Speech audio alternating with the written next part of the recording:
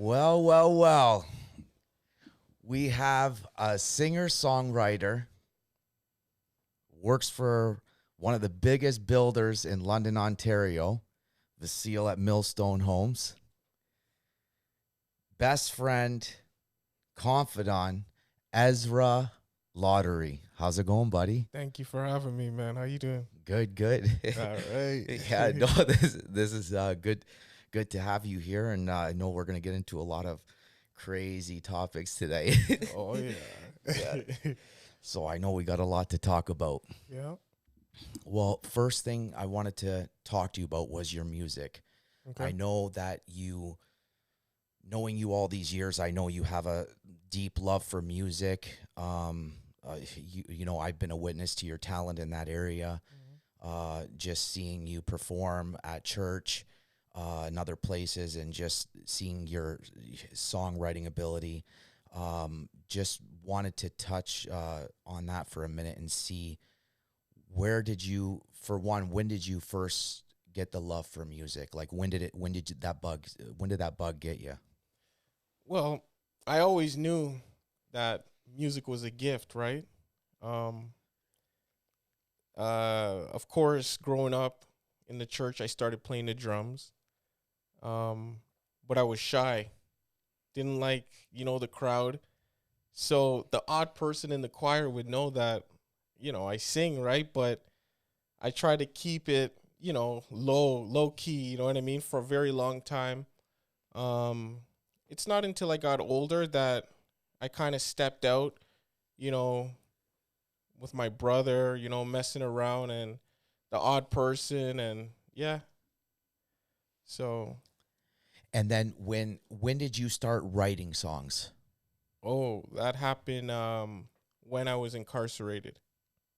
That's when you first started writing. That's when I first started writing. Wow, we'll get into that later. Yeah, yeah. But I just wanted to, so that's when you first started writing.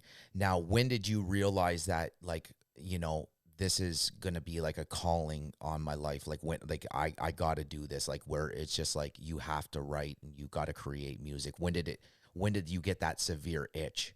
I would say when I was incarcerated. Yeah. Because, once I knew and understood the process of how to write music, then I was like, wow, okay. I think, this is it. Wow. And you know what? I just want to play a little bit of just a clip of it. I'm going to play the whole thing at the end, but I just wanted to let people hear a little bit of your music, just so they can kind of see your talent, and before we even continue. All right. Abyss, do you mind playing one of his tracks for us?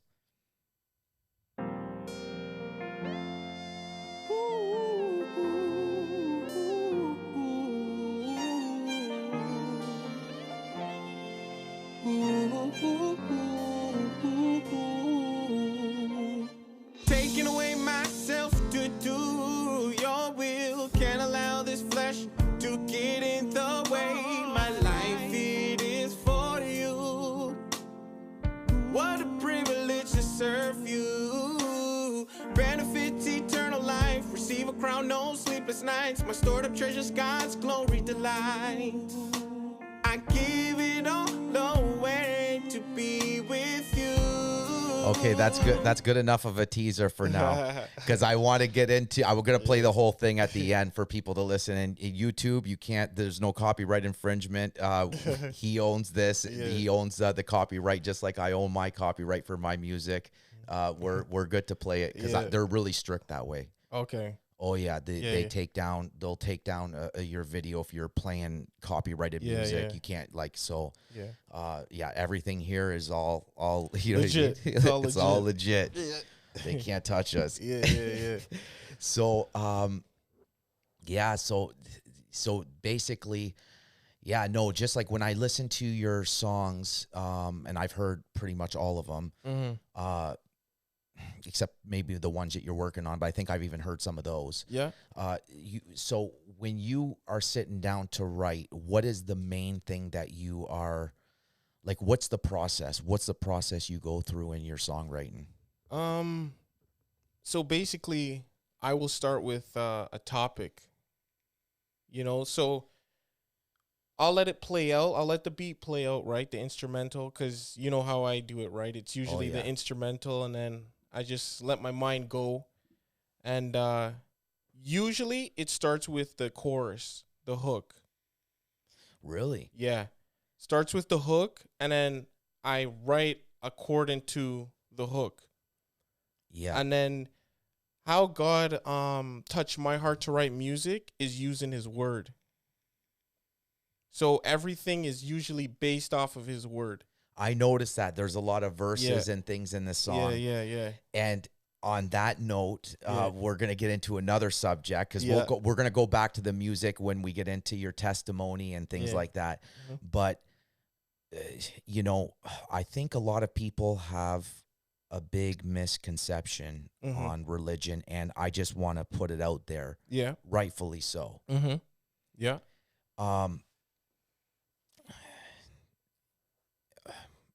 Basically, we've come up on similar backgrounds. Mine's a little bit different in the sense that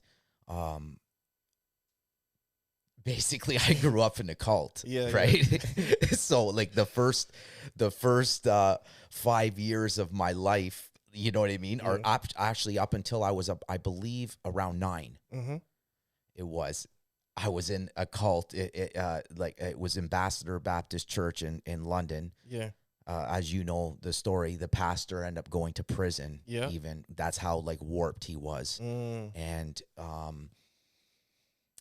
how things can get out of hand when the wrong people have the power. And I don't blame people for being skeptical. Yeah. On church. No. Because of my experiences, like I'm kind of like I think we both are kind of professionals in this area to speak on this because we've both seen so many things in church, and so many things, and people have a bad taste in their mouth, even people that don't go to church. That's right. Because what they're seeing on TV, and what they're seeing on YouTube and other places, it's so crazy. Yeah, the type of stuff they're seeing. Oh yeah, in the, like, you know, these pastors are saying anything now. Yeah, and a lot of it's a money grab. Yeah, a lot of it is about power. Yeah, control. Yeah, control.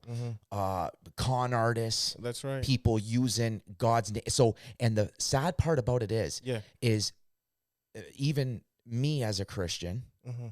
Get pulled, like, so when you tell someone you're a Christian, immediately they're smiling at you. Oh, they're smiling, but they're thinking in their head, they're thinking of Benny Hinn and Creflo Dollar and you know, so many others, the wackos that are like that, because that's what they're on the center stage, man. They got the platform. They got the platform. Yeah, they're there. They're just verbal diarrhea all day long. Yeah. And you know, the stuff that they've been caught doing. Yeah. Like these are some sick individuals. Oh, man. Yeah. Yeah. And it's so sad because, and I want to get into this and I want to get your thoughts on it, but I just want to just basically finish this thought that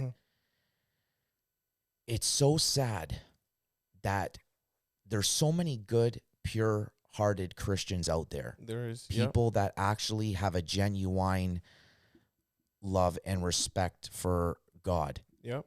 Especially when they just come to Christ, right?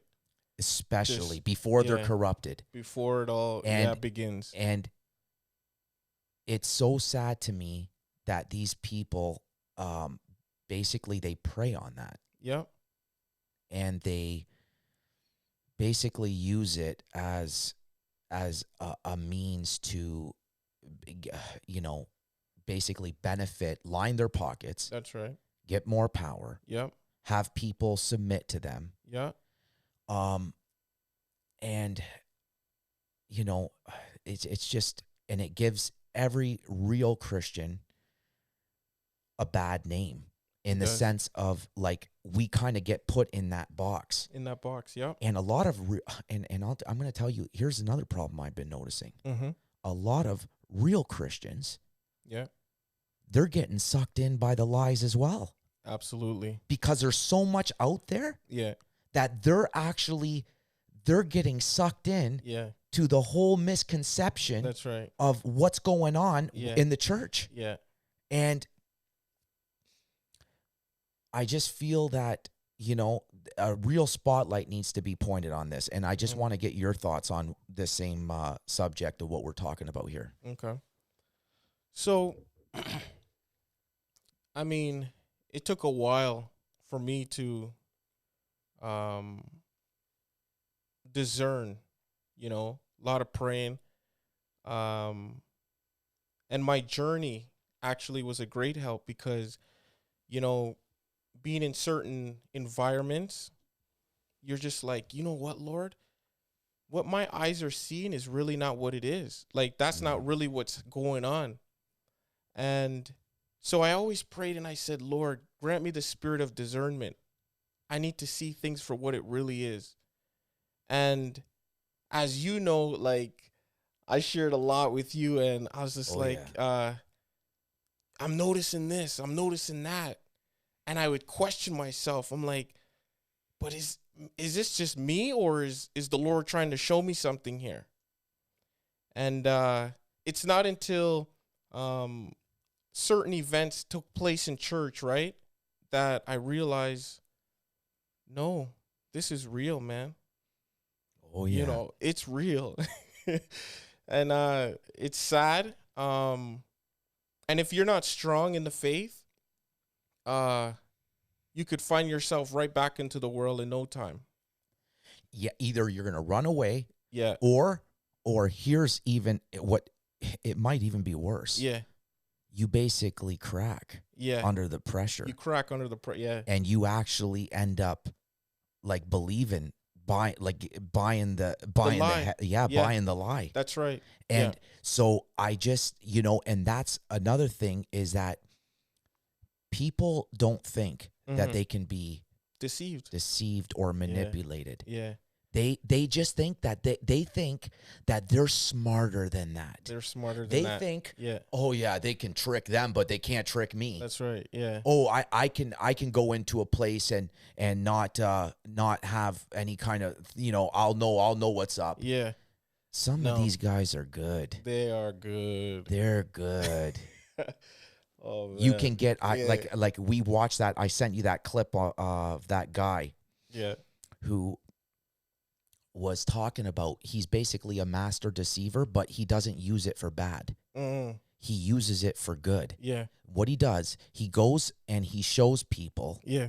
So the first half of his show in Vegas is showing people, like there's doctors, lawyers, everybody in there. And he shows people that they can be deceived. So the first half, they don't even know that they're being deceived. Yeah. He basically pulls this huge scheme on all of them. They're crying. Yeah. They think they talk to their grandma. Yeah. All these things are going on. That's right. And then little did they know that they were accumulating information, right? Yeah. And then at the end of it, he goes, guys, I got something to tell you. Yeah. All this was a lie. And they're like, what? Yeah. He's like, all of it. Tears flowing and everything. Yeah, they're like, what do you mean I didn't really talk to my grandma? Mom? Yeah. You know, and then, no, but, and he does that, and they're like, why would you do that? Yeah. He said, if I don't deceive them first, yeah, they will never believe what you had, what I had to say. Yeah. Then the second half, they're listening. How did this just happen to me? Yeah. Because there's a bunch of people that are putting out all types of propaganda, and that brings me to our first video. Yeah. Abyss, you want to play that first video on that I have saved there? This is really good. Like this guy, he's out here, and he's basically talking all this stuff about you know, he's going as far to even, you know, well, I'll just let you listen to it because I don't want to, I don't even want to, like, you know what I mean, say it. So yeah, whenever you're ready, Abyss.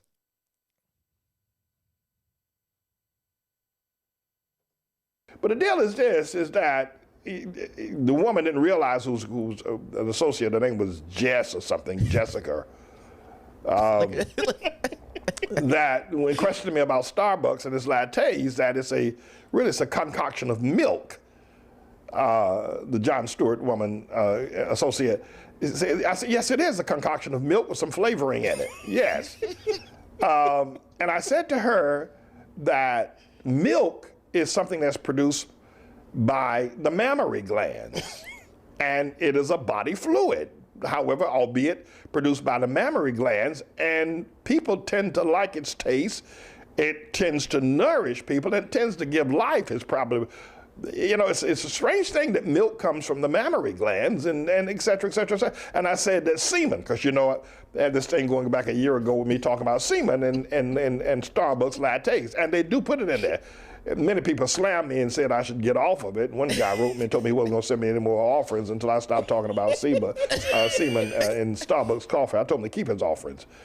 But at any rate, the semen is another kind of milk.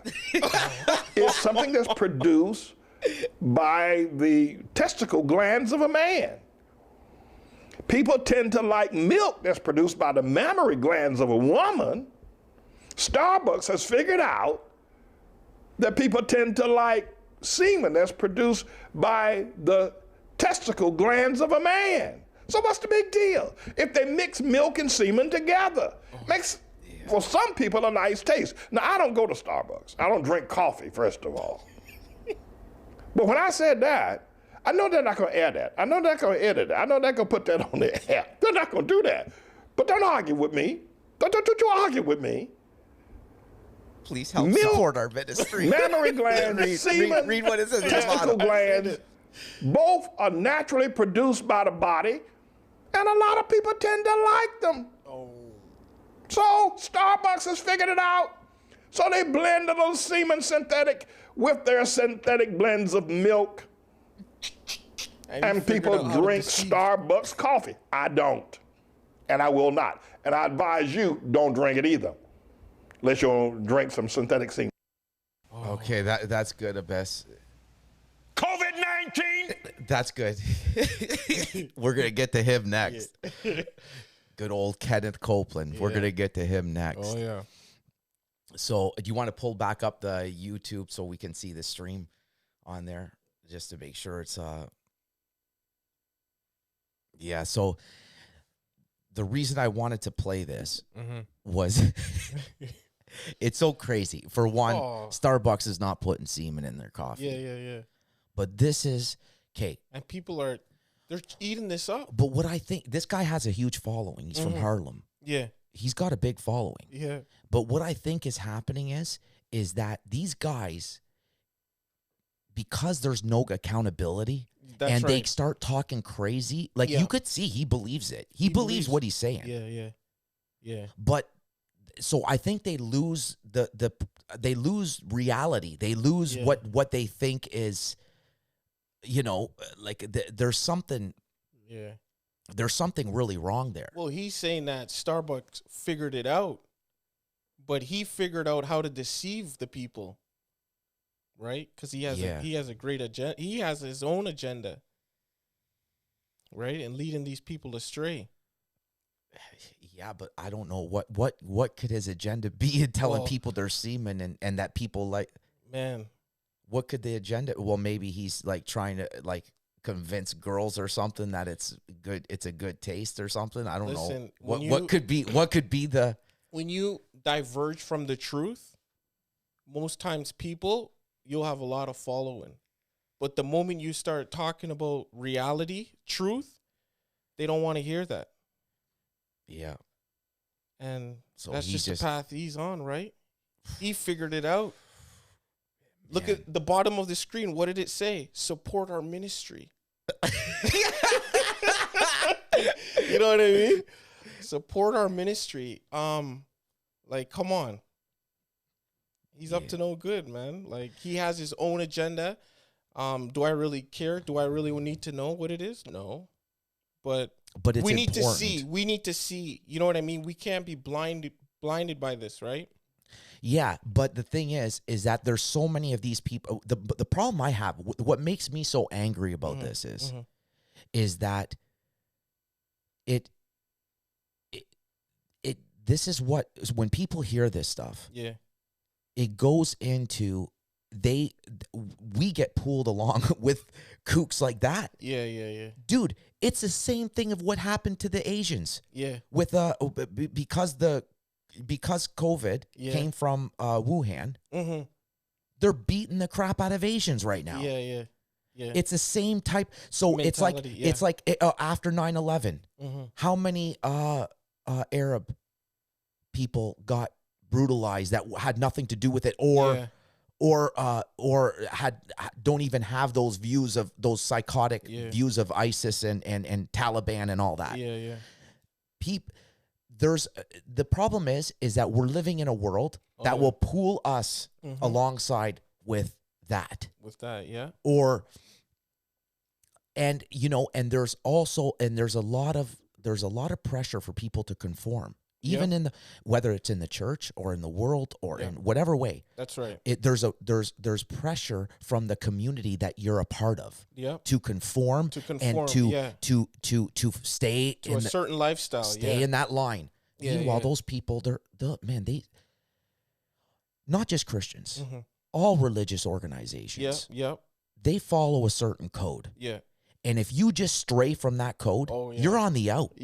If something happens in your family, they're like, oh, must have not been walking with God properly for that to happen. Yeah, that's common. Absolutely. Or must have not been, they must have done something wrong. Something wrong, And this is the mentality that people have that is... It's something in the human psyche because we want to belong to something. We want to belong to a tribe. So we pick it, and so whether it's Muslim, whether it's Christian, whether it's Buddhism, whatever it is, we buy it hook, line, and sinker. But we forsake the actual message. That's right. Of what it is. That's right. And the thing that gets me upset.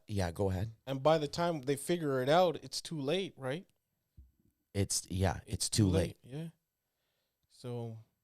And then so that's the thing that I just find. I find it really, I find it really crazy that so many people follow anything blindly.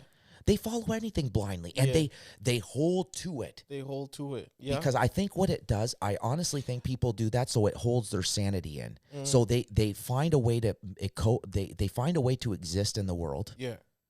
They find a way that gives them meaning and that they're a part of something. And that they want to exist in a way that is it's beneficial to their what they think is beneficial to their mental health and their well-being, but actually it's not, because the truth will set you free. The truth will set you free. This stuff, all it does is put you in this box. It boxes you in. It boxes you in. And to me, that's what I find religion is doing. And these guys are, whether we like it or not, these people are the spokesperson. That's right. These people are the spokesperson because they have the biggest. They're out there. They're out there, And that's the first thing people are seeing: that Christianity, Creflo Dollar, Kenneth Copeland, and this and that. And actually, do you mind playing the clip of Kenneth Copeland? Because I just want to show how bad it's gotten and how crazy these guys. Like Kenneth Copeland's one that I really think he is completely drunk off power. He is completely psychotic. He's gone off the deep end. And you can just tell. But we'll watch the video whenever you're ready, Abyss.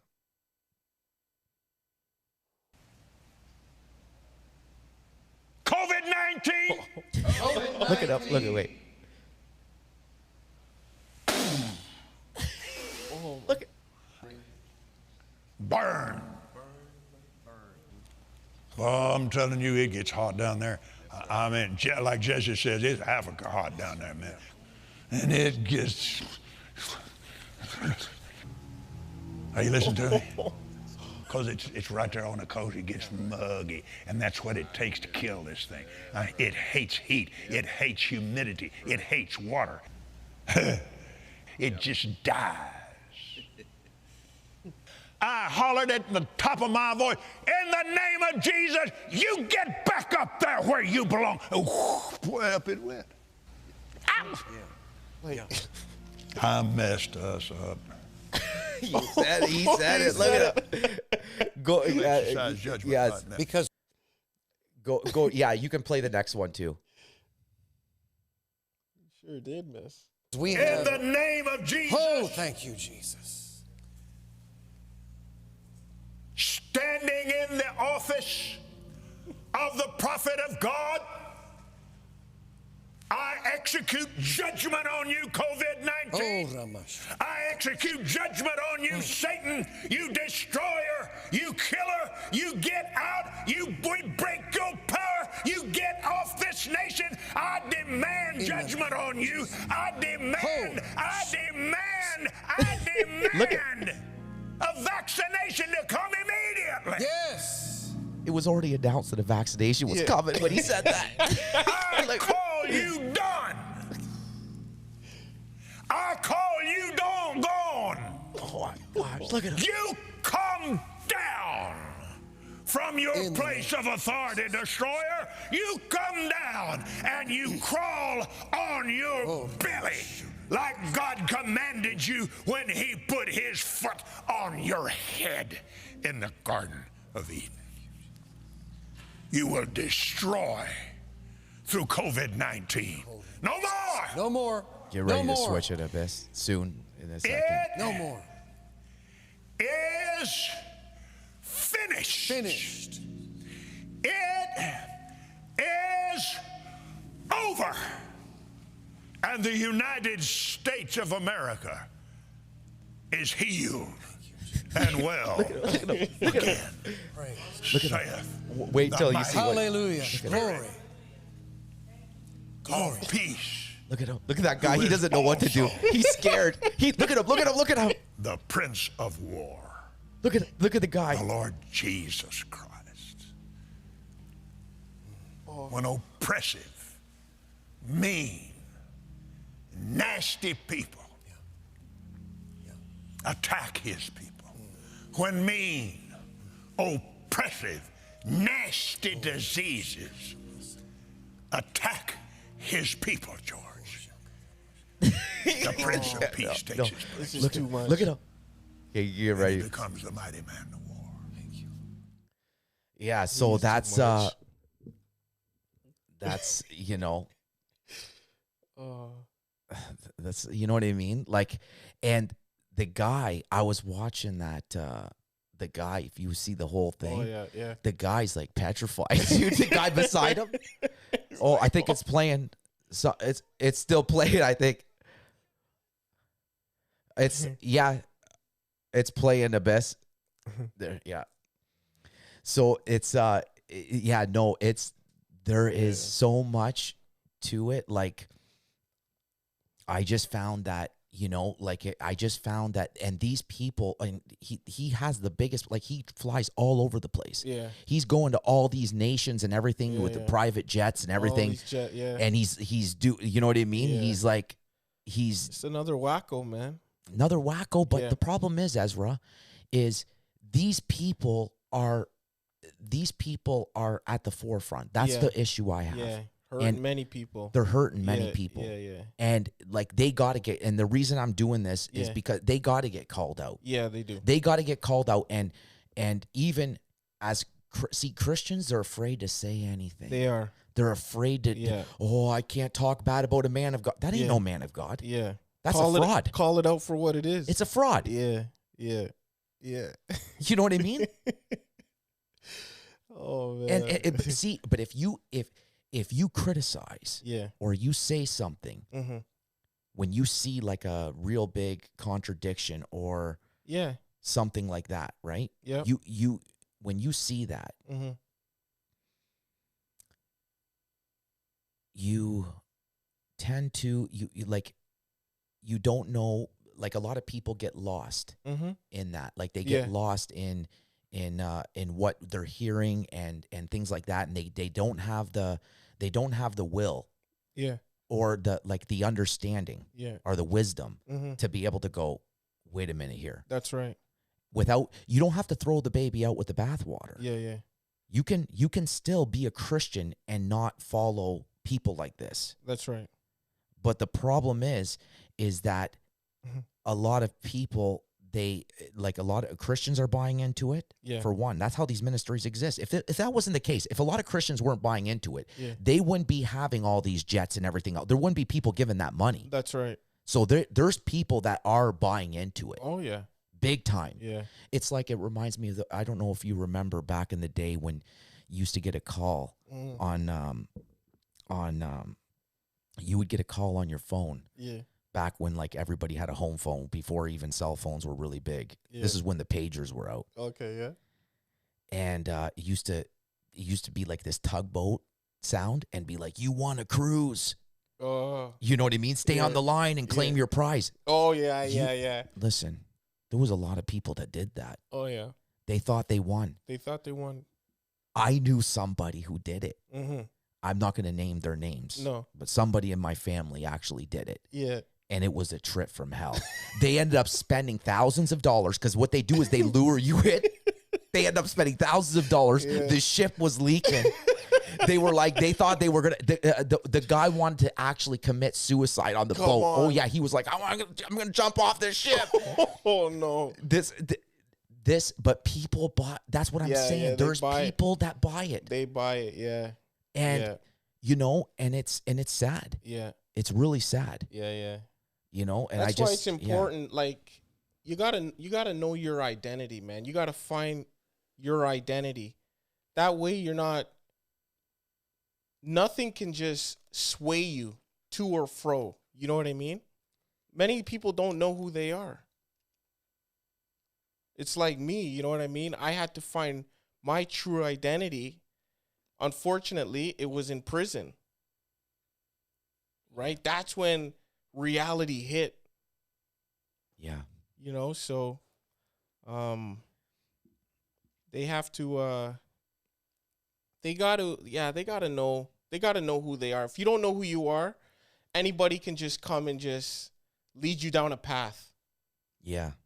You know what I mean? So Yeah. Yeah. Now, before we get into your testimony and stuff, I know as well as, being your best friend, I Yeah. also know a lot of the journeys you've had with dating and women along the way. Oh yeah. And I think the reason I want to touch on this Yeah.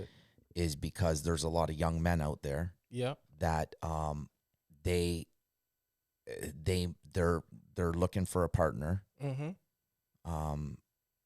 As I was one time, I found mine, Yeah. but there's a lot of men that are looking for a partner Yeah. that they are getting into waters that they don't understand. That's right.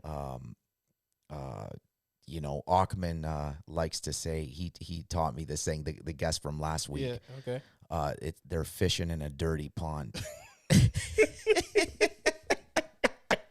I remember telling him, I was talking with him about something, Yeah. and he's like, yeah, they're fishing in a dirty pond.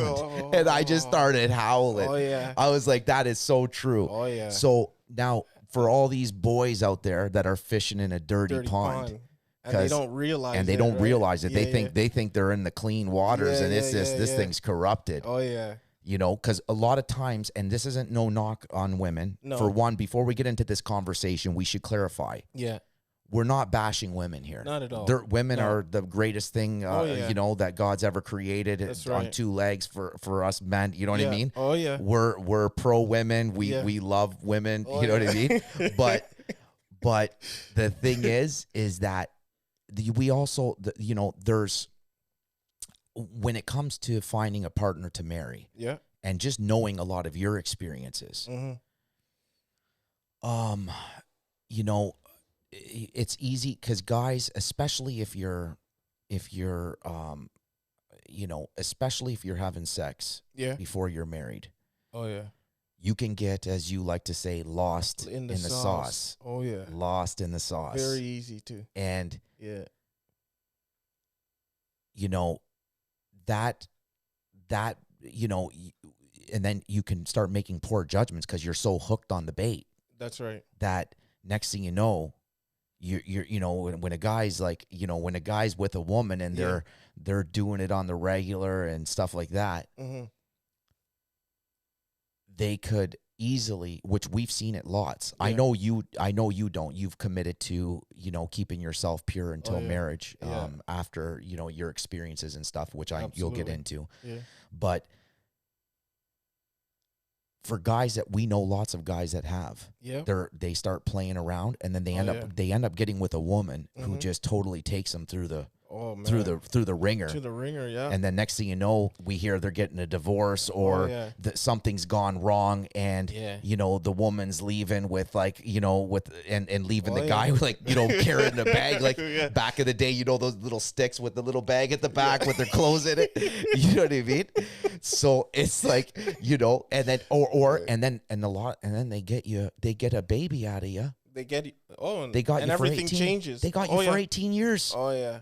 They got you for 18 years 18 and all the years. system Yeah. and the court system's not fair. Oh, it's flawed. Yeah. It's flawed. Yeah. The woman Oh, yeah. women receive like most of the, and there's some good women that don't take advantage of that. No. Yeah. But in a lot of cases, Yeah. the guy works, he's killing Oh, himself and works everything hard. else, and then Yeah. she just comes and makes him start from scratch. Oh yeah. By the time he's done, man, he leaves walking funny. You know what I That's mean? it, He man. got taken. He got taken. All right. So now going to that, and because I know so many of your experiences, can you Yeah. share with us like basically what you found, because I don't want to speak for you, but Mhm. what you found with a lot of when you were going through the dating process and still are, what you found Okay. with what you found, and to do the homework and to teach basically men who are looking for a wife, Yeah. the right way to kind of pursue it, Yeah. because where they don't get trapped. Yeah. Yeah. Well, I'll start by saying the Bible says, right? The mouth speaks what the heart is full of. And that's where it starts. But the problem is, men don't have the patience. They don't have the patience to wait. Or in the process, they get so caught up, the feelings, right? And as I referred as getting lost in the sauce, right? Oh yeah. And it Lost can in that happen, sauce. right? And Extra spicy. oh yeah. And it's Sorry. and honestly, it's by God's grace. Like I'm not gonna sit here and act like I got all the strength. I don't. It's by God's grace and wisdom. And I begged the Lord. I said, Lord, please, because reality is especially in our time, oh man, even how they dress and just how they carry themselves, right? It will take you down a path, man. You totally forget about, what the Bible teaches, or Dude, I all forget these I'm married principles. all the, like if I'm in the gym or Yeah. I'm somewhere and Yeah. I'm seeing something really Yeah. literally Yeah, I kind of black out, yeah, and then I realize after, I'm like, wait a minute, I'm Yeah. married with kids. Yeah, You know yeah, what I yeah, mean? yeah. I actually forget it for a minute. Yeah. You know what I mean? I'm Yeah. like, hold on a minute, because Yeah. you could get just or that light flirtation back and forth oh yeah, and this and that. That's and right. that. And you have to catch yourself right away. Oh man. Yeah. Before you get caught in that net. Get caught in the net, right? So my thing is, you got to see the big picture. The big picture is, for me, getting to know who the person is. So, and because I know that I lived that lifestyle already, I've done what I needed to do, right? And now, by the grace of God, things have changed. And I just, and when you really want something serious, focus on. And the outcome of dibble-dabbling, right? If you play around, what can happen, right? Actually, as a matter of fact, in my Christian walk, remember that one story I told you? with in the vehicle, right? Oh yeah. Okay. So we'll touch on that because it's reality. Like, God, he sometimes has to allow us to go through these things to show us that, hey, listen, there's parameters. You need to set parameters in your life in this Christian walk. So I'll never forget that day, man. Like, she was a close friend, right? Yeah. We were actually at the park earlier that day. Yeah, that's right. We yeah, were at yeah, the park yeah, and then we bailed. I was like, "You want to Yeah. go for supper?" And you're like, "I'm going to head out." And then you end up Yeah. meeting her. yeah. Oh And yeah. it happened so quick. Like, as I'm driving, boom. Oh, let me just go. I'm passing. You know what I mean? So just text. I said, hey, I'm in the area. Just come out. We can just talk, whatever. And she comes in and whatnot, and just simple talk. Catching up, whatever.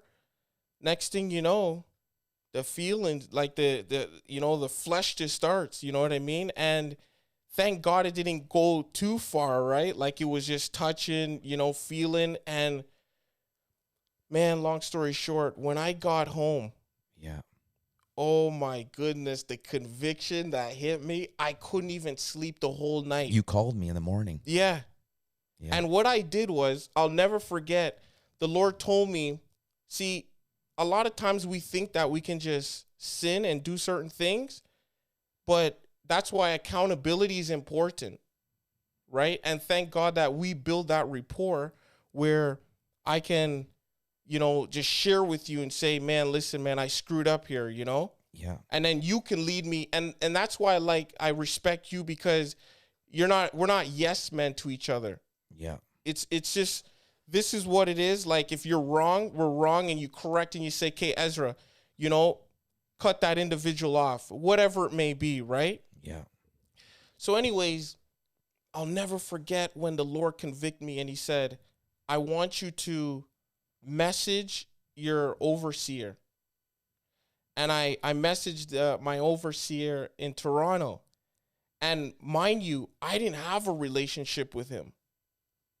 Like, I'm like, oh no, Lord, please, no. Like, you know what I mean? Yeah. I don't want to be like just blasting this out because, it was just, it's not a good feeling.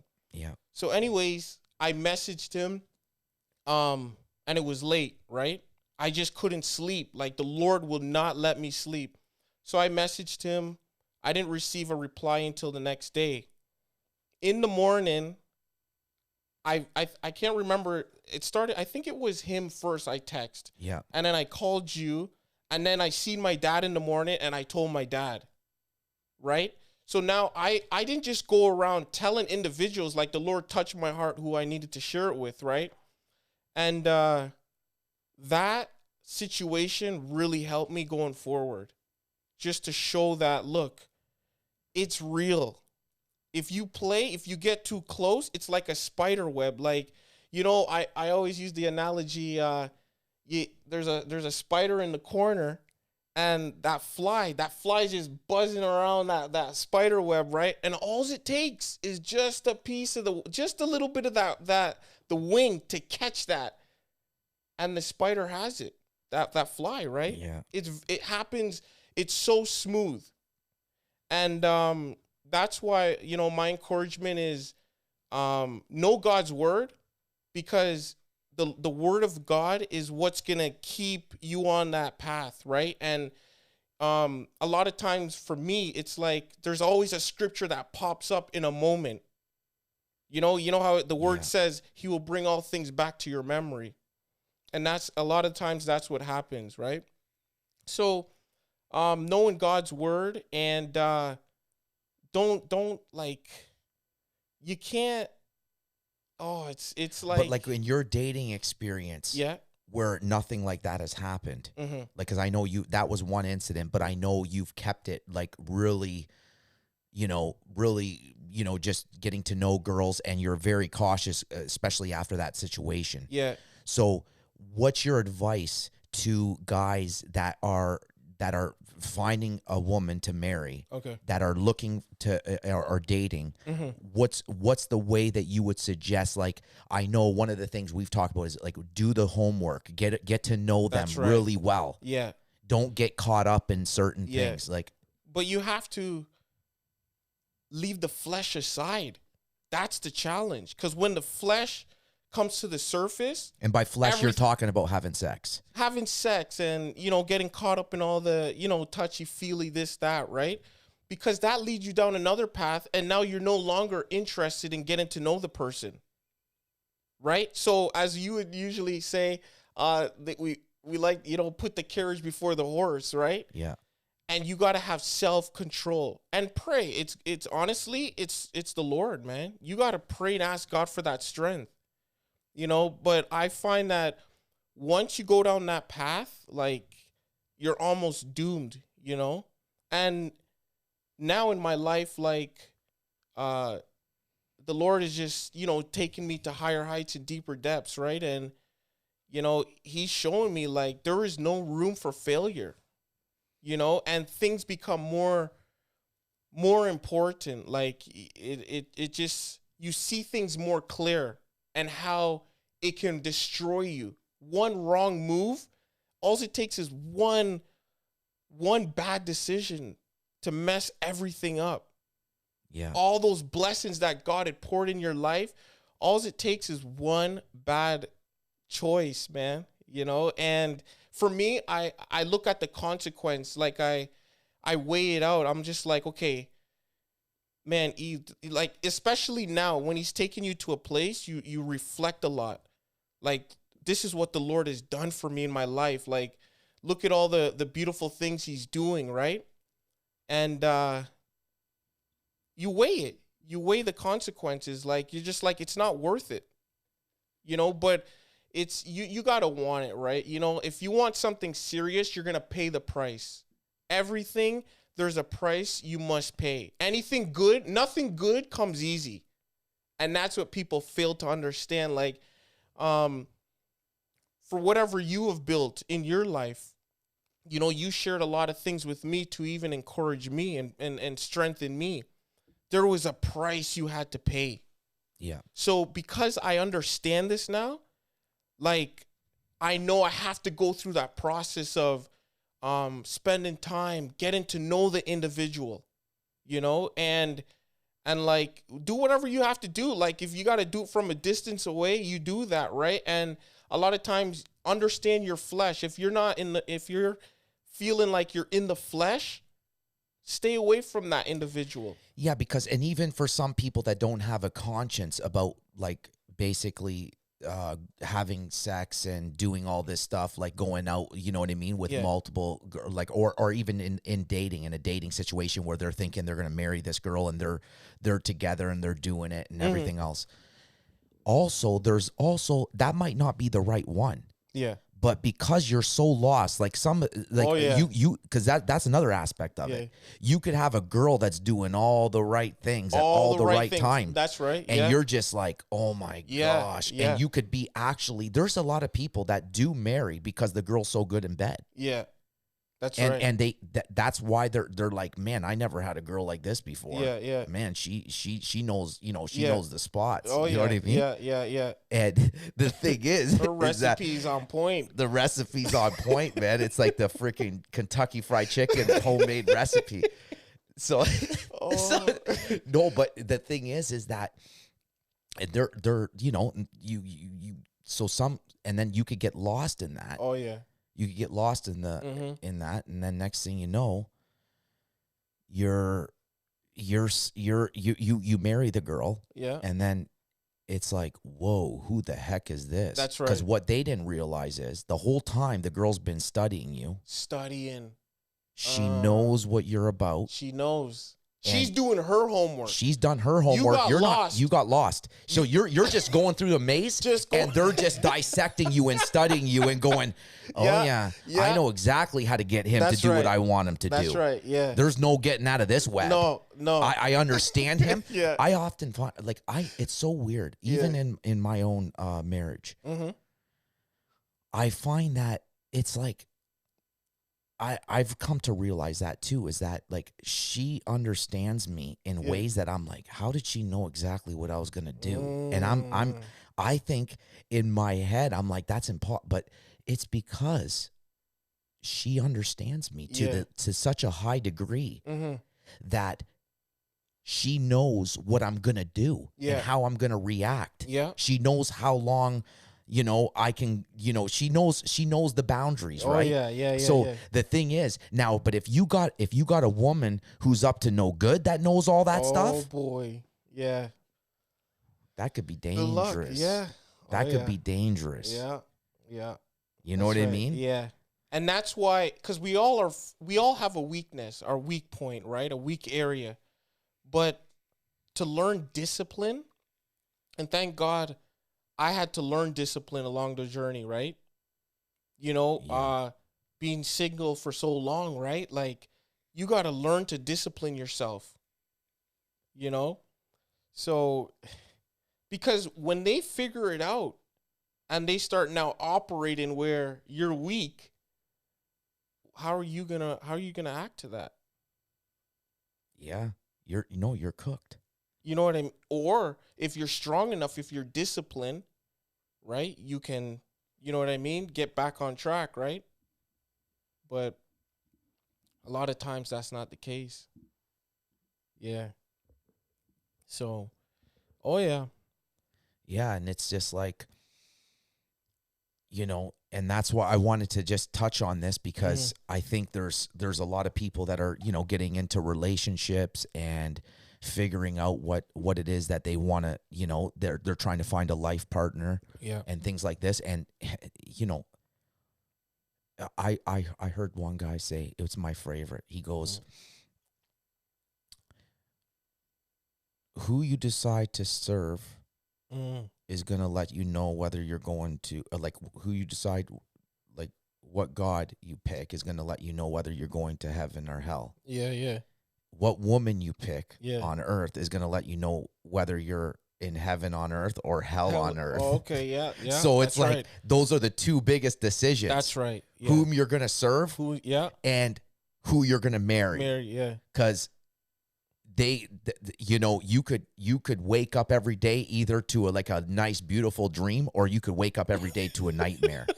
And you're just like, oh my gosh, you got this monster living in the house, and you're just like, you're like, no, you're stuck, and you're just like, man, what the heck? Yeah. What did I do? Yeah. This is crazy. How did I find myself here? How did I find myself here? Do the work. And see, then that's you why sit you there gotta paralyzed. you gotta do your homework. You gotta do the homework. You gotta go through the process, man. Honestly, it's with anything, to building your body, whatever it is. Yeah, you gotta go through the process, right? Or you're gonna be in regret for the rest of your life. Oh yeah. Yeah, because it's just there's gonna be that's actually one of the biggest decisions a person's gonna make. It's the biggest decision, and to women too. I just want to that's right, vice versa. Vice versa. There's a lot of freaking garbage men out there too. Absolutely, that they're just like they don't have a lick of sense. Their responsibilities. They're not standing up as men. They have children. Just have planting them all over the place, right? I seen this one guy. We were working a job. I was when I was building this one house in Strathroy, and this guy goes, this other trade says to this other trade, he goes, man, I was downtown Strathroy, and I could have swore I seen you, but he goes, I looked closer, and it was a younger guy that looked just like you, and the guy's like, well, it could be. He's like, us, we spread our seed everywhere we go. My goodness. It could. He literally is like, that could be one of my kids. I was like, what? Yeah. And I just stood there. I was just like, what? Like, he said it. No. And then another situation, I was in an elevator. Yeah. I was in an elevator, and we just had a child. My wife and I just had a child, and we're in the elevator leaving with the child. And this guy in the elevator goes, he goes, beautiful baby. And I said, oh, thank you. And he goes, He goes, man, I know I got a son out there somewhere. Come on. No, I was like, what?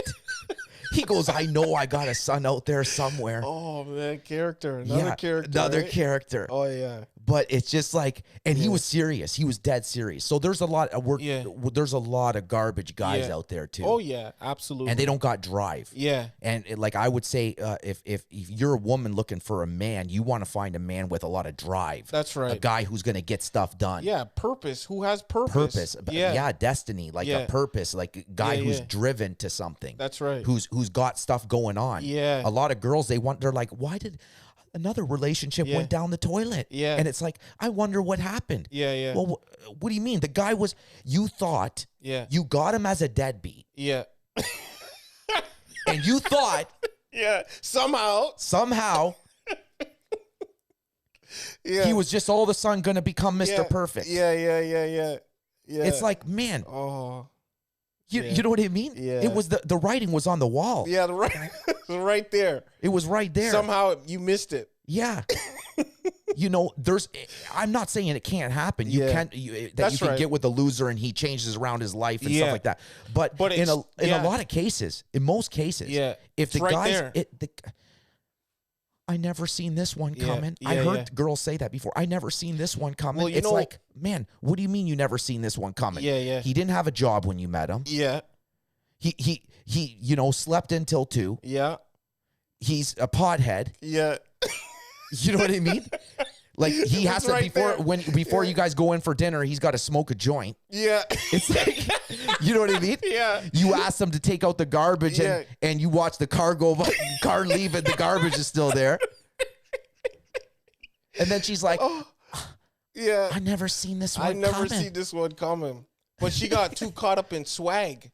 Sometimes they got the facade, right? Oh, now you can get into that. A lot of guys are carrying that. A lot of guys have that smooth talk. They got that smooth talk down, right? They got that smooth talk. They smooth their way right in there, and they're gone just as smooth. And then and then leave her. Oh, I didn't see this. Yeah. Well, the talk was sweet, right? Oh yeah. Sweet like honey. The Bible talks about that, right, with the woman, right? But hey, it's the other way. It goes the other way as well. Oh yeah. Yeah. So some guys, they're really good at playing that role.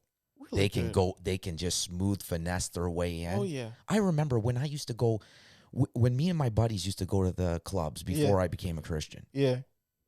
And I'll get into all that at some other time. Yeah. But as you know, I had a fake ID, so I was going to clubs from the age of like 15. Yeah. My friends in town all know that. Yeah. They would take me with them to London, and I'd go to all these places. But we would literally talk. We're like, so me and my buddies would be like, okay, so who are you? So we would be like, okay, I'll be a cop today. Yeah. Okay, I'll be this guy today. I'll be that guy. Yeah. And it was just like, you just want to, like, you could just, it was so easy. Yeah. And you could just like go along with like, and they're like, oh, so how do you like being a cop? Is it dangerous? Yeah, and you're like, it's really dangerous. Oh yeah. You're like, man, it's hard out there. You know what I mean? So, sometimes I just need a good massage and just, I just need to lay back and relax. Just throw something in there But what I'm saying is it's easy. Like, so girls got to beware on the other end too. Yeah. Guys got to beware and girls got to beware. Yeah. There's a big game out there. You hit it. It's There's a big game, man. Like everywhere you're turning, it's a big game. And you got to do your homework at the end of the day, because there's some people who are very skilled, very smooth at that game, man. They're very smooth. Yeah. So yeah. Life and life too, man. Life will teach you. You just got to pay attention. Pay attention. Many people are not paying attention. You know what? You're right. Life teaches you, but life teaches you the hard way. Yeah. That's what I try to tell, like, my kids that. Yeah. I'm like, listen, you want to learn from me, not from life. That's right. Life, that's a good point. Life will teach you. Yeah. But life teaches you. Like, it's the difference between getting a little smack on the butt or getting the belt with the buckle. Yeah, you know what I mean? No, life is the belt with the buckle. That's right. That's right. It teaches you the hard lesson. Yeah. You know what I'm saying? Yeah. And you don't have to go down that path. Yeah. Yeah. But unfortunately, a lot of them are choosing to go down that path, right? Yeah. It's sad, but Now I wanted to get in, so I'm glad we covered that. mm-hmm. But I wanted to get in and just let you just basically run loose and just tell me and tell the viewers your testimony. You have I know your story, but there's so much to it. Yeah. First of all, so you mentioned your incarceration. Yeah. But I would like to, like, if we could start how you were incarcerated, because I think that, you know, a lot of people have gone to jail or DUI or something like that, or something like your story is quite different. Yeah. Yeah. So, And also, and then if you can wrap it around to, you know, even as I know you, like how the turnaround, like you've done amazing things in your life and accomplished so much after that fact, which most people would say that their life was over at that point. Oh, yeah. But you were just starting. Like Yeah. that was actually like the beginning of like amazing things. yeah. Yeah. So if you want to just get into that story. So basically, you know, growing up, your parents are like, show me your friends, or it was more my grandma, right? I recall hearing that from, show me your friends and I'll know who you are. And I'm not gonna point the finger. A lot of times you hear people pointing the finger. You come to an age where you know right from wrong, right? So I didn't have to go down that path. I grew up in a Christian home. Praise be to God that my parents are still together, right? And they've set that example for me to follow. However, somewhere down the line, you know, somewhere down the way, like I just got led astray. And it started small. As the Bible says, a little leaven leveleth out the whole lump. Started small, you know, going to the bars. And of course, when you're going to the bars, you're seeing, you know, guys pulling out all this money, buying bottles, and then, you know, you're seeing all the girls coming and this and that, right? So it starts very small, and then you just, for some, you know, you're just like, I wanna be like that too, or something, right? Anyhow, it's basically, it started for me, like, I wasn't so much for the drugs, selling drugs. That wasn't my thing. My thing was more like stick ups, right? Robbing other drug dealers and things like that, right? And yeah, it just I got comfortable doing it until this one incident in Toronto. But just before you get into that, you got to be that's not to do robberies and stick ups. Yeah. You know, and I want to touch on, because you can't be a certain individual to, you gotta already be at a certain point to be able to do that. Like you right. had to be like that. People don't understand. They think, oh yeah, I could do that. No, Yeah. you got to be at that hard place. Well, to be able to what happens muster is up. Your company, the ones you're associating with, you're molded into that way of lifestyle. So that's what happened, right? You become that lifestyle. That's why it's very important who you hang amongst, because you will become that, whether you want to believe it or not, right? Just a footnote, I'll never forget, I had a job, 9-to-5 job. And, you know, I had a friend that ended up, you know, going to prison. And I had his vehicle. So I got pulled over, and the cop asked me, whose car is this? I'm like, come on now, you know whose car it is. Like, you know, you punched in the license plate, you know whose car it is. So he says, so you're aware of what he does? I said, what are you pulling me over for? You know what I mean? That's not my business. Like, let's move on here. But his words, and it stuck with me from that day on. I go, I have a 9-to-5 job, okay? And you probably do know that already.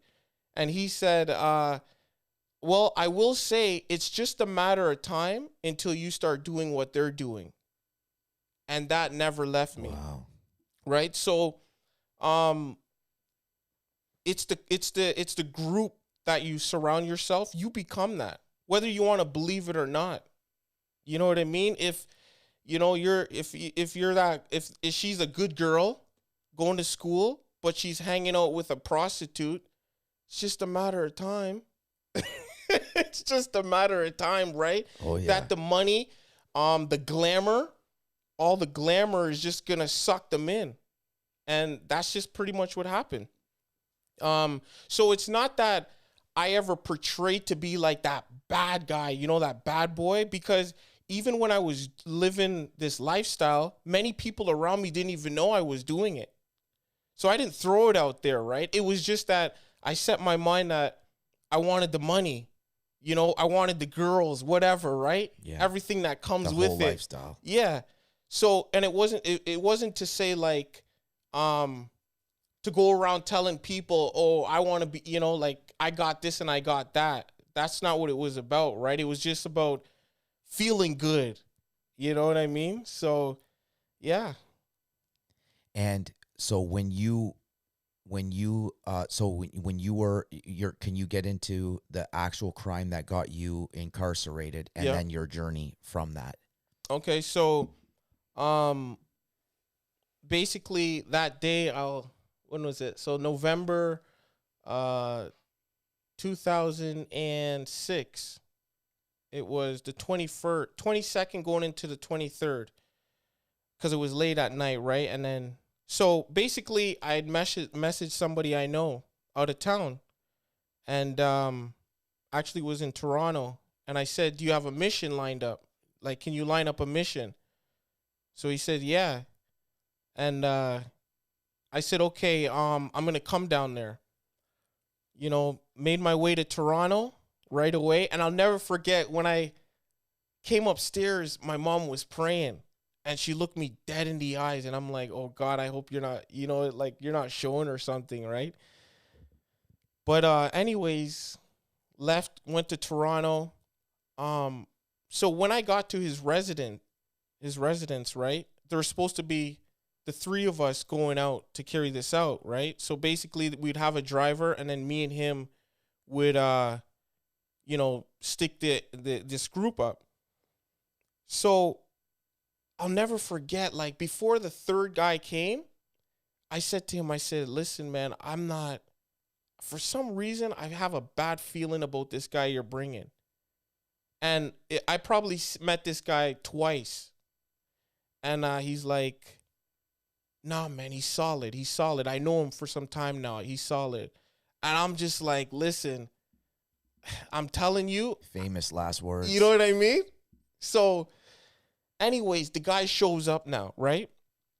And I could see it in his eyes. I'm like, no, this is not the candidate for this project. You know, this is like what he's telling me we're going in on. This guy is not the right person to be, you know what I mean? Sticking Going on up this. time. Yeah, and by the way, and correct me if I'm wrong, Yeah. you guys stuck up the Italian mafia card game.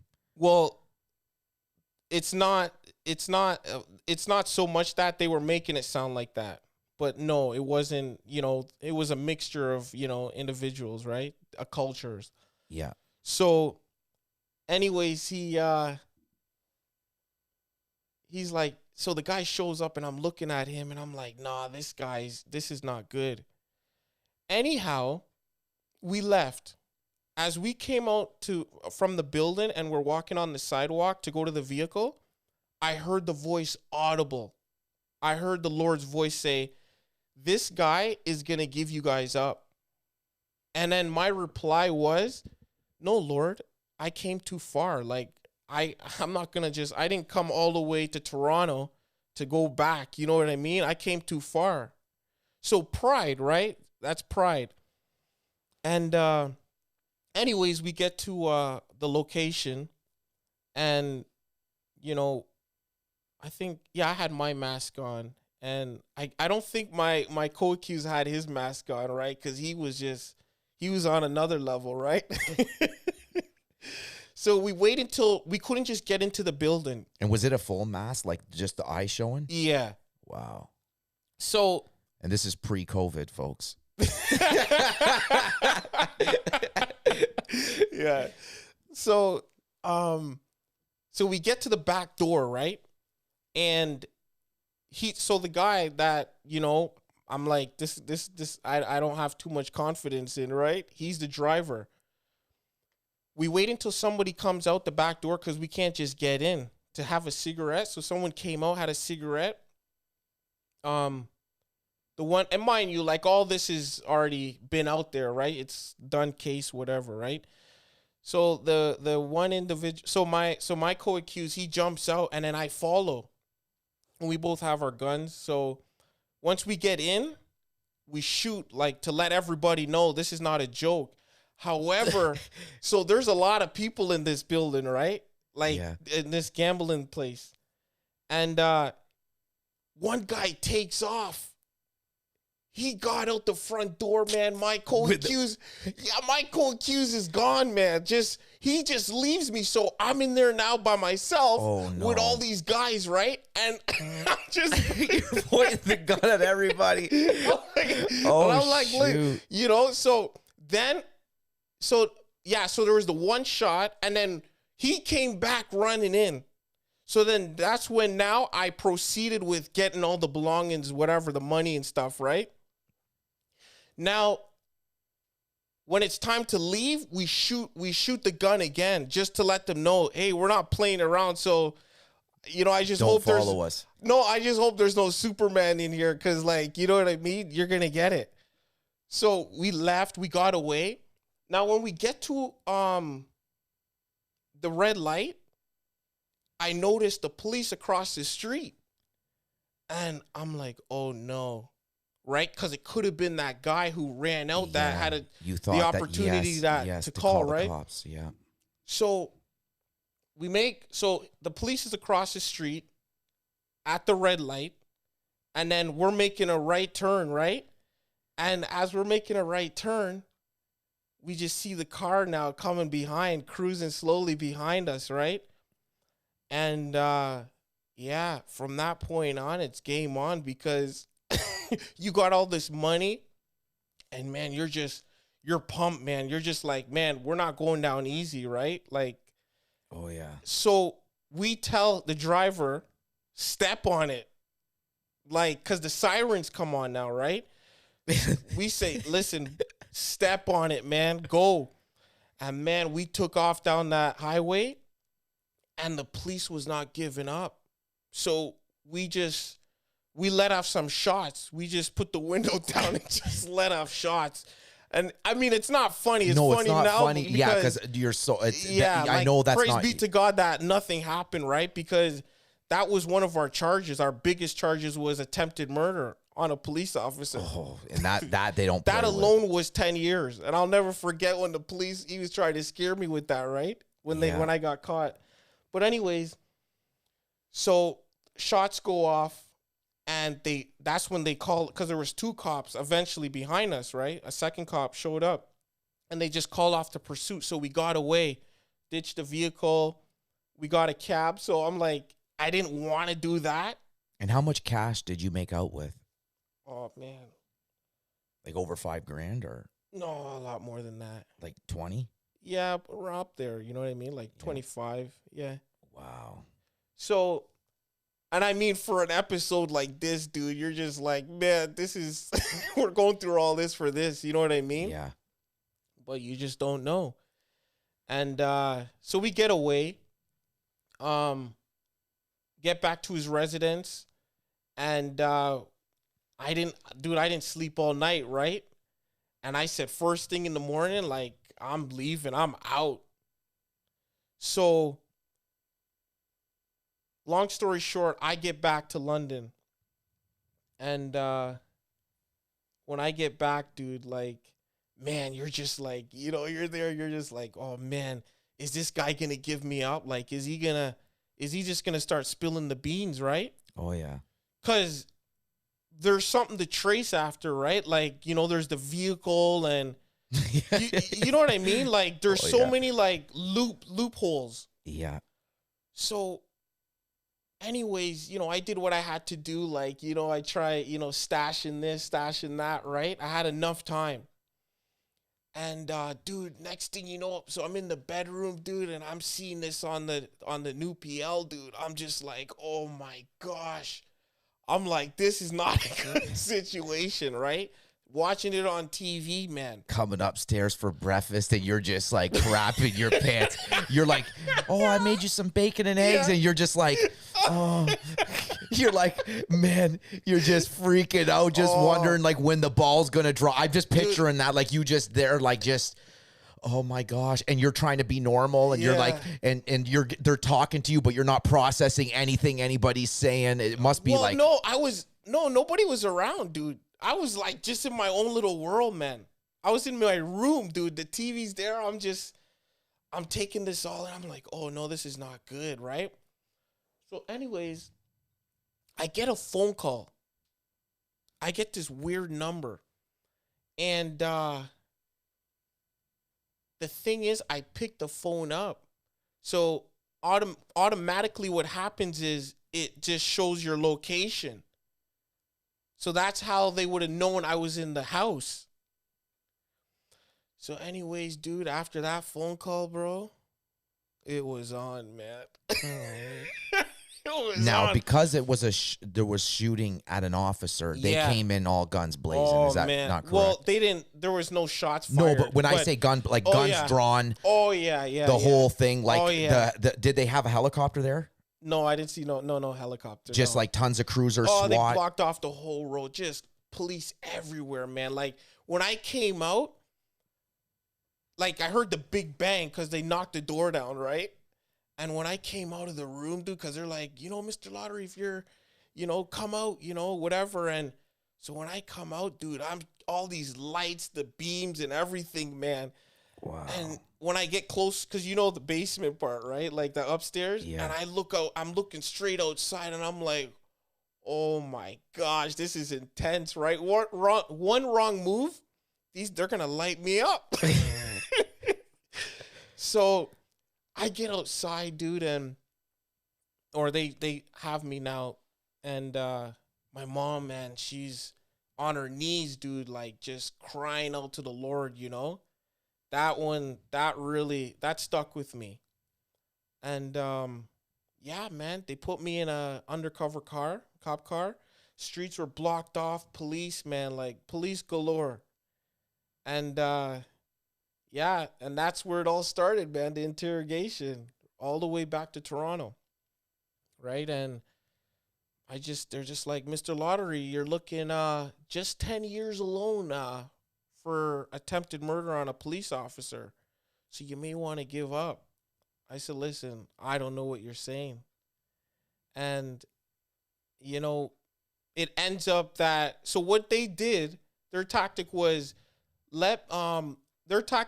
to basically say one of your friends gave you up so that you follow the same thing, right? So I said, listen, if you're going to be talking to my lawyer, I don't know what you're talking about. You know what I mean? And yeah, man, then, make it to Toronto, another set of, go through another cycle of interrogation, and it just didn't go anywhere, man. And then, yeah.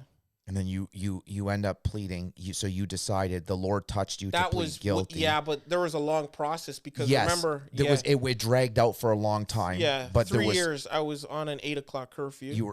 And then while you were going through the trial. Yeah, there was trials. Yeah, like. And then now when you were sentenced, and the judge had mercy on you and only gave because you ended up taking the blame. That you end up like no. So what happened was, like, that's so 3 years.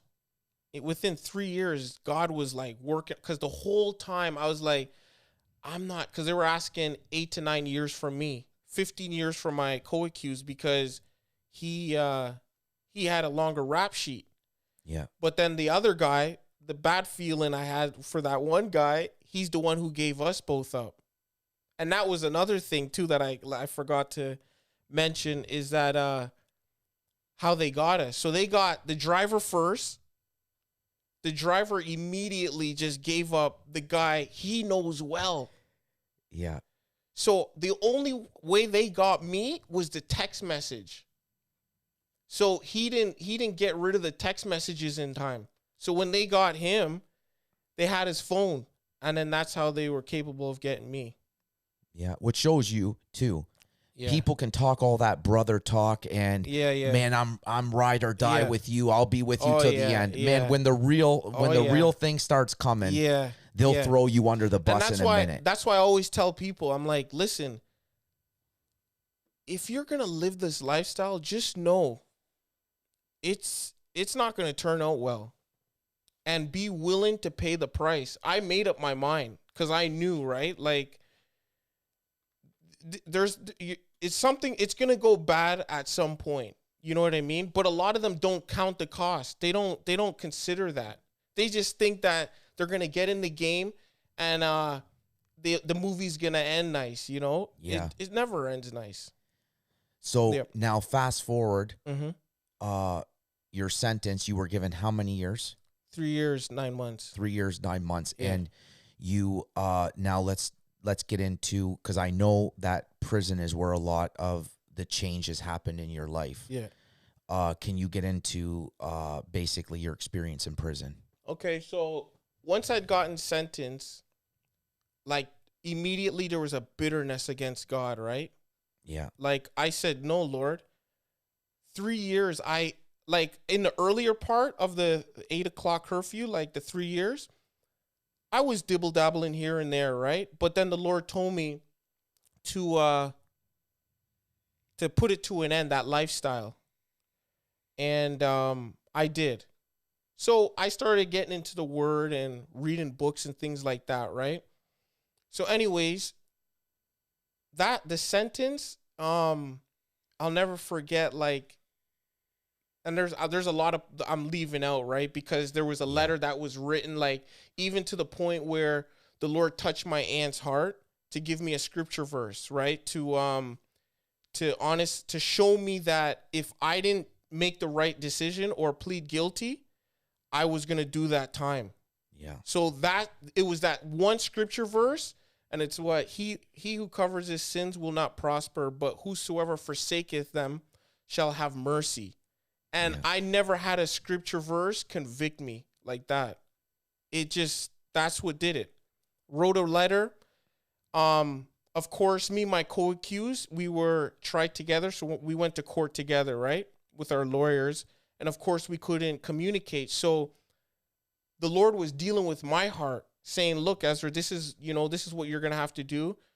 So anyways, I spoke to my lawyer and I said, listen, I have to speak to my co-accused to let him know, listen, man, we can't take this to trial. We're going to lose. And so the lawyer made it happen, right?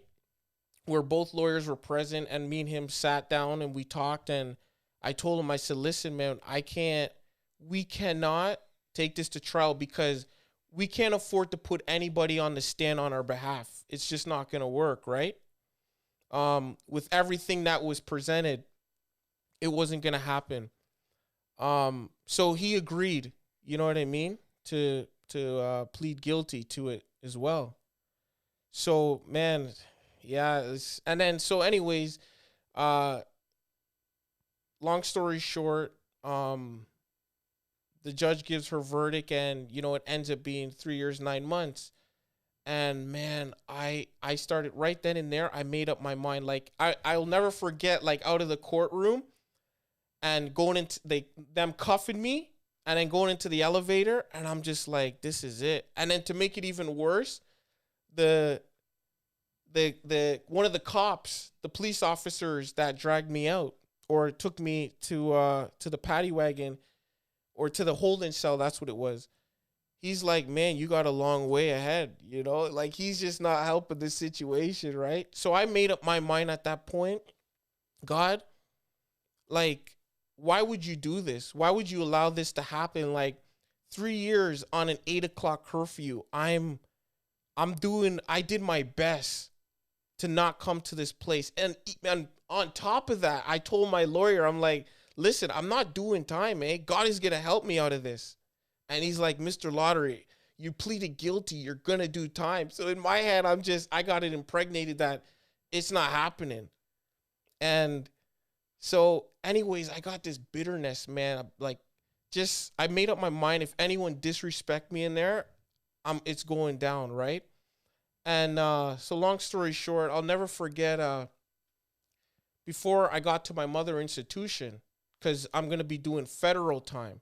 But before you go to your mother institution, you're going to a provincial jail. So the jail that I went to first was the Don jail, right? And the Don jail is known to be like, it was a wild place, man. Like the horror stories in that place, it was actually worse than federal. And I'll never forget, man, that night, somehow, man, the green light went off. I was on the top bunk, and I'm looking up in the ceiling, man, laying on my back, just looking up, and I remember I came in with all this bitterness. I was angry, man. I was a mess. But man, somehow, like, the Lord just touched me, and I found myself saying, I'm going to make the best of this situation. And that's when it started, like, reading my Bible. I started with reading Psalms, Proverbs. And in the midst of all that, I was getting tested by inmates, right? Of course, then I was a lot, bigger. So I was more intimidated, Yeah. But it was a challenge, man. It was a battle, and man, God brought me through. Yeah. Now, now I know, like, because I know you so well, your life now and what you've gone through and everything that you experienced there, and I've seen your journey since then. Yep. And you basically have made so many accomplishments. You are not, like, you're at the place where that's not even, me knowing you, that's not even fathomable. Like, I can't relate that to you. Yeah. Because you're at such a different place now. Yeah. And the Lord's worked so much in your life. Yeah. That it's basically, it doesn't, you know what I mean? I can't, you know what I mean? Like, it doesn't, to me, knowing you so well, that aspect is like, so like, it's almost like that. And that shows to real transformation. Yeah. We showed in the beginning of this podcast. Yeah. What the fake one looks like. Yeah. Real transformation. Yeah. Is basically your life, Mm-hmm. what you went through, and now where you're at. Yeah. And I know I've seen so many great things happen. Oh yeah. And how you've basically and evolved. Yeah. Oh yeah. Mm-hmm. Oh yeah. And so now, where you're at now, the place you're at right now. Yeah. Did you actually think that this was possible at that time? No. I never would have thought, like, I would have made it. Well, what happened was, when I was in the halfway house, because there was so many events that took place in my prison journey, God was transforming me. So eventually I gained this confidence and my identity. That's where, through this whole process, I learned my true identity. And during that time, like, I'll never forget when I was in the halfway house, because I spent a year exactly in the halfway house. From prison, they integrate you slowly into society. And I'll never forget, one of the staff asked me in the kitchen, Ezra, do you truly believe that you're going to make it and pursue your dreams? I said, absolutely. Once I'm free, you won't see me back here again. I said, what I've come to realize is these guys have accepted what you guys have presented to them it's like, once you're in the system, you're locked in. But I wasn't accepting that. I knew one day I'm going to be free. And ever since then, man, I just been striving, because I had a made up mind. And of course, I put God first. You know, was it easy? Not at all. And is it easy till this day? No, it's not easy. You still got to fight. But Paul said he fought the good fight. You know what I mean? Right to the end. Life, that's what life is all about, is fighting. Yeah, life is a fight. It's all fight. You know what I mean? Like, I look at my parents and the example they left, you know what I mean, for us. There's 6 of us, and I had a brother who got murdered, of course, right? As you know. And all what they went through, what I put them through. And they're still fighting. It's a fight. Yeah. The Bible says the rain falls on the just and on the just and the unjust. So we're not exempt from all this. You know what I mean? From life. We have to face it.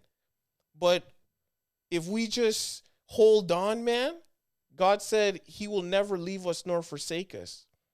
And I held on to that. That actually is a good point, because I just talked to my mother about this. Okay.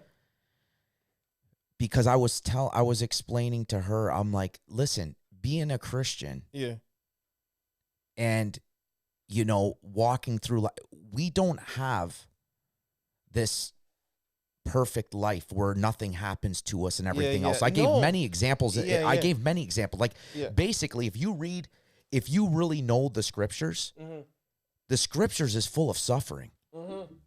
The disciples suffered. Yeah. David suffered. Yeah. All these people, Jesus suffered.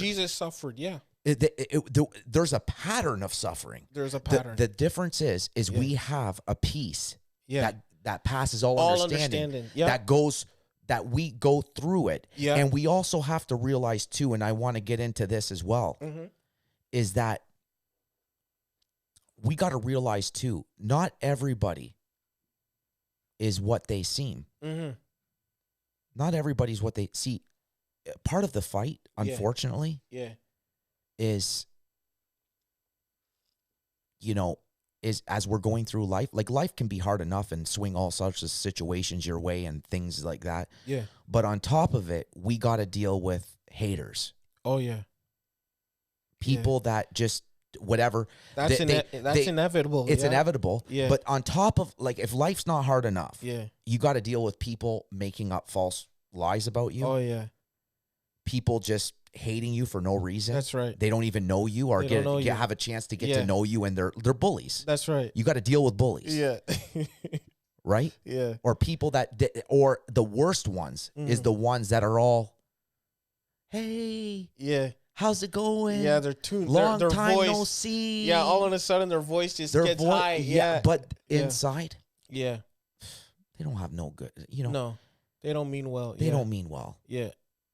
And that's a good lesson as well to everybody, that not everybody is for you. Not everybody's for you. That's right. What true love is to lay your life down for another. And that doesn't just mean physical life. That means putting others as good as yourself. That's meaning right. wanting the best for others. Truly. Yeah. Now, I understand why a lot of people are drinking haterade. Yeah. Okay? Yeah. A lot of people are drinking haterade. Yeah. Because their life hasn't gone so well. That's and I right. understand that. Yep. I understand. And some of these people are good people. Yeah. But what's happened is they've been shaped and fashioned and molded to life. Instead of love. Yep. Like it sounds cheesy, but love is really the key. Yeah. When you I look at everybody. I look at everybody through the lens of love. Yeah. And the reason I do that is if you live your life like that, looking at everybody's, putting their interests as much as your own, and looking at everybody through the lens of love, you will see them. You will see them beyond their fault. You will see them beyond where they fall short. Yeah. you won't just pick them apart. No. You'll actually see that somebody's child. Yeah. That somebody's, they have a family. Yeah, yeah. They have, you know what I mean? Yeah. Like you'll see things a little bit different. Different. Yeah. And and I think a lot of people that don't want good for people are make up false things about people or lie about people and try to cause division. Mm-hmm. I think a lot of their issue is It's internal. it's internal. They need to fix them. Yeah. It's the same. It's the Yeah. famous saying, "Hurt people hurt people." That's right. And a lot of people are hurting, especially now Oh, after yeah. all this crap. A lot of people are starting Oh, over yeah. and everything else. So That's right. I get it. Yeah. I get it, but I also see, and that's one thing with our friendship, Yeah. is that we've always looked through the lens of love in That's the right. sense of you've always wanted the best for me and I've always wanted the best for you. That's right. And we've even helped each other along Oh the way. yeah. Oh yeah. And that's what life is about. That's what. That's it's what about. Yeah. that's what that is. It is impossible. If Mhm. people are out there and they're wondering, how come I don't have a true friend? Yeah. If you don't look Within yourself. within yourself, Mm-hmm. and if you don't have that lens Yeah. that you're seeing other people through, it's Yeah. impossible to get close with anybody because That's right. you're a threat. Yeah. You letting you in Yeah. would actually cause me damage. That's right. or cause an individual damage. Yeah. That's right. You know what I mean? Yeah. So it's unfortunate that Yeah. it's unfortunate that so many people are at that place where they have to, be bullies or hate Yeah. or do that type of stuff because they're not at a good place They're internally not. Yeah. or whatever. And a lot of it's situations in life has just molded them that way. Yeah. But yeah, you don't get ahead that way. And I'll say this, as we always encourage each other and talk about like examining our own self Yeah. daily, Yeah. self-examination. Yeah, you know what I mean? Like, yeah. where do I stand right now?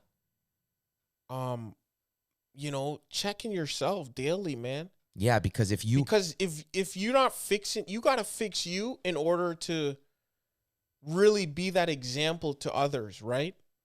Many people can't see that they're the problem. yeah. They're the issue. They're not seeing that. They're missing that.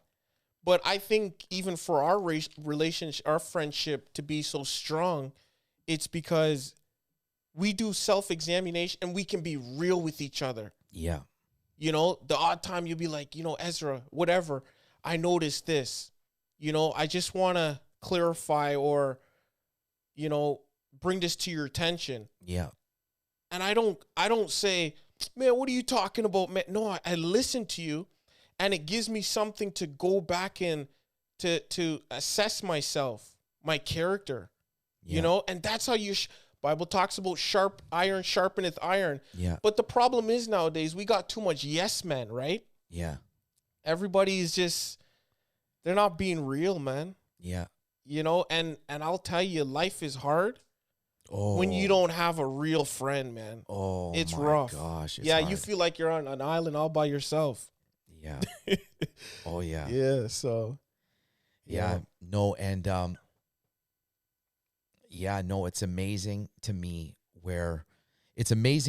how life works, for one. It's Mhm. just a mystery how Yeah. we're even in this place, I know how we're living this life. It's like Yeah. and time things just happen. things are happening. It's like you know what I mean? Mhm. Even you, Abyss, I bet you never thought, like it's like you never thought that this would be happening. You know what I Yeah. mean? Yeah. It's like, and here you are, Yeah. right? It's like things happen to Yeah. us, or things transpire that we Yeah. can't you know what I mean? Understand, yeah. We can't understand it. Yeah. And I find it, it's a constant, it's a constant wrestling between reality Mm. and And that kinda like- delusion, yeah. and a delusion, but also and even in the spiritual aspect, we're wrestling with reality, but yet we're also seeing supernatural things happen at the same time, where we're like, and sometimes they touch, and sometimes it you know what I mean, it comes together, and it just, life is amazing. It's that amazing, way. and we've experienced that, right? Many times. From the beginning of our friendship, there has never been a dull moment. Never Been a dull moment. I mean, and every day, dude, like till this day, man, it's been over 10 years now. Yeah, we've been friends. Oh yeah. And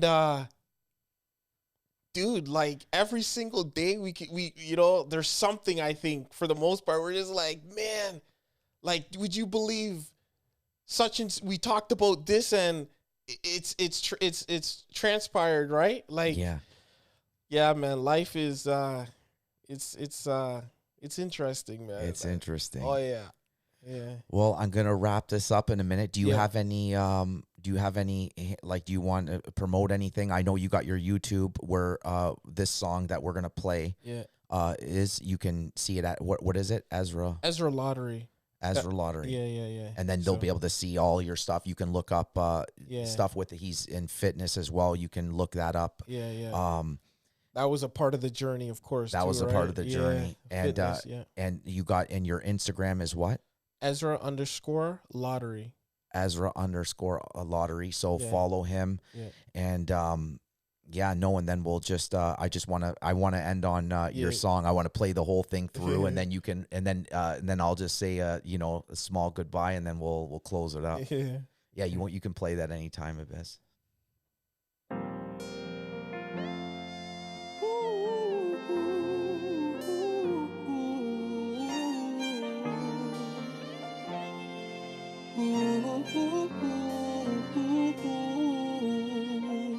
Taking away myself to do your will, can't allow this flesh to get in the way.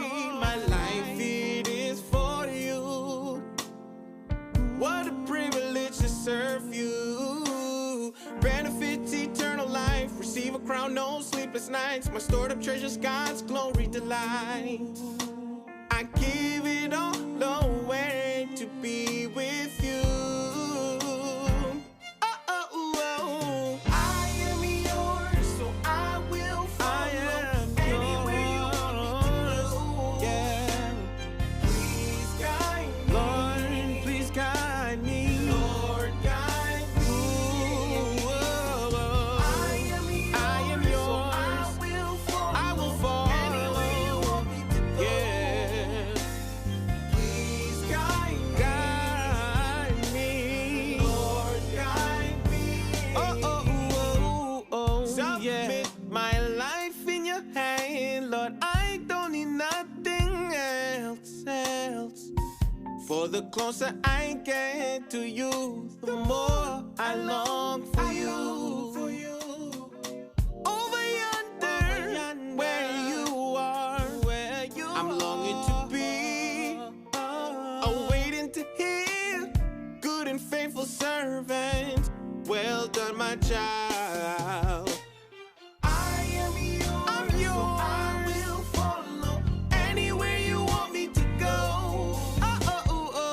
Lord, I need you to guide me. Lord, guide me. I am yours, so I will follow anywhere you want me to go. Lord, please guide me. Lord, guide me. For you, I belong. I like this part. Nothing else can compare to you, my God. No, nothing else. No. For you are the air I breathe. Everything comes from you. Oh, sovereign God, in you my strength lies. In you.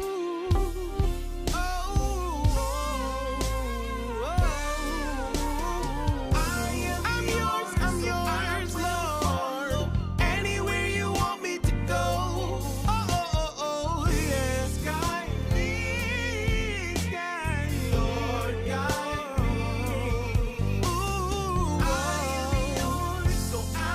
Yes, I will follow anywhere you want me to go, Lord. Please guide me. Please guide me. Lord, guide me.